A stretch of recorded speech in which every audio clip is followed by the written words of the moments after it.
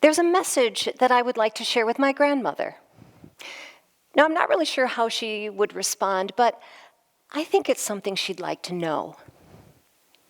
It goes back to when I was about 5 years old. I was sitting on the floor of her living room, and I think I was dreaming my way through a Sears catalog.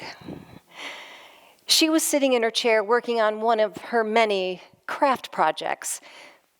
I remember the room was warm, it was quiet, and there was a lot of sun coming through that north window. It was just her and me. I looked up from what I was doing and I said, "Grandma, my mommy told me that I'm pretty."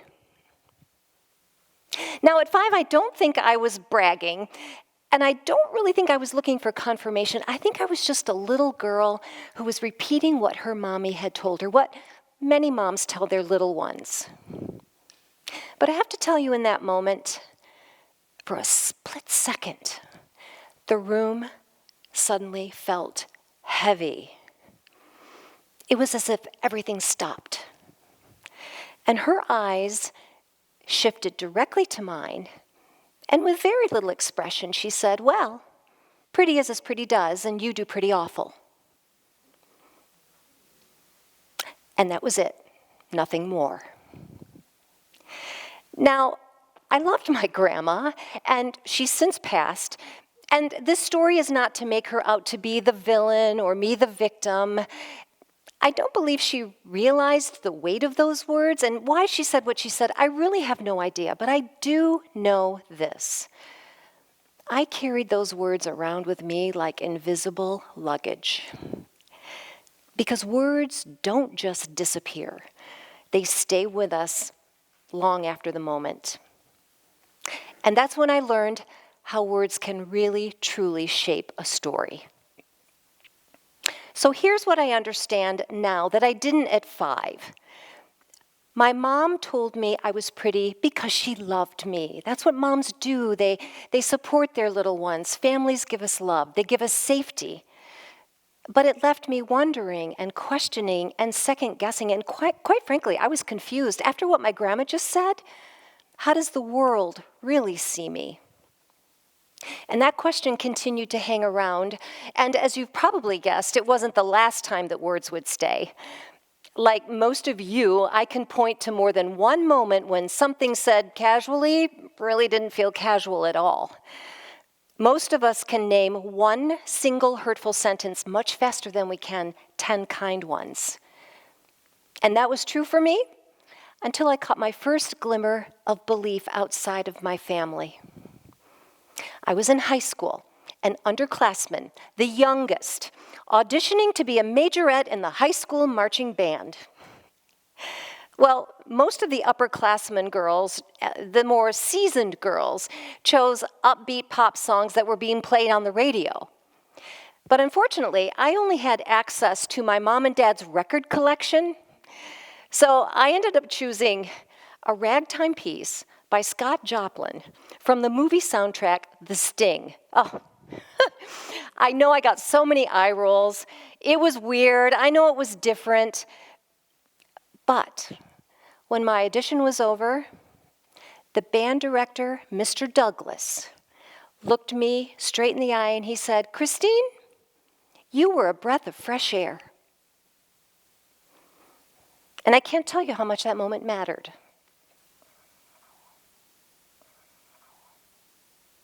Because that belief didn't come from family, it came from community. And someone whom I deeply respected saw something in me that I hadn't fully named yet. And years later, that belief had room to grow. I grew up right here in Jackson County, and for many years, the Jackson community hosted an annual Rose Festival. It was a 2-week celebration in June featuring all kinds of rose events. There was a rose parade, rose garden tours, a rose run, and there was a Rose Queen pageant. And it wasn't just a pageant, and I have to tell you, at this time, it was iconic. It was an honor. And just like many little girls, I dreamed of being her someday, and one day in June, it came true. And when it did, something I didn't expect happened. It wasn't just a crown or a title, it became evidence. Business leaders, professionals, people in the community gave me support and encouragement when they really didn't have to. And when encouragement comes from those who don't have to give it, it lands differently.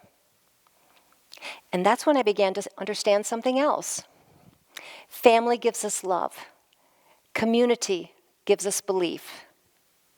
Now, that belief didn't just erase old words, but it did do something else. It gave me a way to start recovering faster from those words, and I was really beginning to trust my inner voice. In my mid-20s, I was a young executive climbing the corporate ladder, and one afternoon, a senior vice president quite abruptly stopped me in the hall and said, "LaRock, you're never going to get anywhere in business. If you don't toughen up, you're too nice." Well, of course I wanted to succeed, so I'll be less nice. So I started being gruff. I started smiling less. I was very serious. I was even tossing around words that definitely were not in my vocabulary. And I made a total fool of myself because you know what? Pretending to be someone else cost me more confidence than his comment ever did. But here's what changed. The words still came, but my recovery time was getting much faster. That showed up when I was president of a women's social club, a volunteer position. Out of the blue, I received an anonymous letter from membership telling me that my skirts were too short and that I should dress my age. Well, I got to tell you something. I was livid. I was so angry. I mean, clearly I was being judged not by my leadership skills. But here's what was different this time. I didn't carry that around with me for weeks and weeks and weeks because by then I'd heard enough belief from others that I was able to just let it go and move on. And finally, I had the courage to be the woman I was meant to be and not the one that someone thought I should be. And that gift that community had given me, I was now carrying forward. What followed my time as Rose Queen wasn't just, it actually became years and years. It wasn't just a short time, it became years and years. I stayed inside the pageant community that believed that growth mattered more than perfection. Over time, I moved from standing on stages to sitting in conversations, listening, encouraging, and watching belief take root in others. I was seeing it in real time. Young women sitting across from me, doubting themselves just the way I had, and then months, maybe years later, hearing things like, "If it hadn't been for you, I wouldn't have tried. You're the reason I could walk into that interview with confidence." And even, "Thanks for teaching me how to walk in high heels." And that's when I really validated something quietly powerful. Belief should not stay with one person. It should move. Because when it does, confidence multiplies. And I've learned something else along the way. Sometimes we're not the ones receiving the words. Sometimes we're the ones who misspeak. And I've done that too. And when that happens, the work isn't about perfection. It's about accountability. We pause, we reflect, and when the moment's right and it's from the heart, we apologize. Because in that apology, there's growth, there's awareness, humility, and grace. So, here's the thing, my big TED idea. You, community, you have the power to build belief. When you leave tonight, even without speaking, you can give a smile, a kind gesture, and say, "With that, I see you." Tomorrow at work, you can say, "Hey, you did a really great job, nice work." And maybe most importantly, the next time you look in a mirror, you can tell yourself, "I don't have to carry that anymore." Because here's what I know. Hurt can come from a single voice, but it doesn't have to be your verdict. Belief grows when the right voices, including our own, keep speaking. And if I could go back to that little girl in my grandma's living room,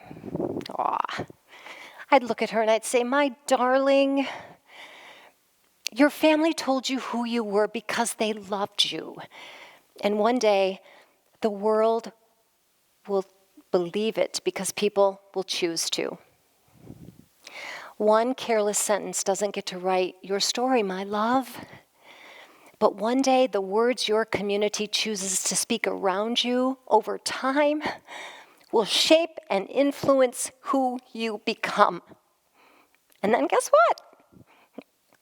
You'll do the same." We are all someone's community. And it's worth thinking about the words we choose. They're not just sounds.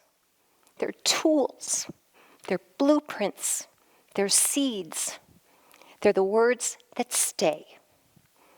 And the stories we live tomorrow are shaped by the words we choose today. And that message from my grandma? Well, it's simple. Hey, Grandma, it all worked out, and I'm okay. Thank you.